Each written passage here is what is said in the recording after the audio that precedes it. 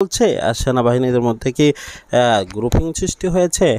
সেনাবাহিনীর মধ্যে কি সেই আবার ঝগড়া বিরাট শুরু হয়ে গিয়েছে, নাকি সেটা সরকারের মধ্যে শুরু হবে, নাকি রাজনৈতিক দলদের মধ্যে শুরু হবে? সে বিষয় কিন্তু আরও গুরুত্বপূর্ণ কিছু বিষয় সামনে আসছে, যে বিষয়গুলো সামনে লক্ষ্য করলে বোঝা যায় যে যুদ্ধ অবস্থা সৃষ্টি হতে পারে। অন্তর্বর্তীকালীন সরকারের প্রধান উপদেষ্টার বিশেষ সহকারী ছিল মাহফুজ আলম এবং অনেক গুরুত্বপূর্ণ ব্যক্তি সে। সে শুধু বসে বসে বেতন নিচ্ছে, সে কোনো কাজের মধ্যে নেই, অর্থাৎ কোনো একটি তাকে আসন দেওয়া হয়নি, কোনো একটি পদ দেওয়া হয়নি, কোনো একটি ডিপার্টমেন্ট তাকে দেওয়া হয়নি।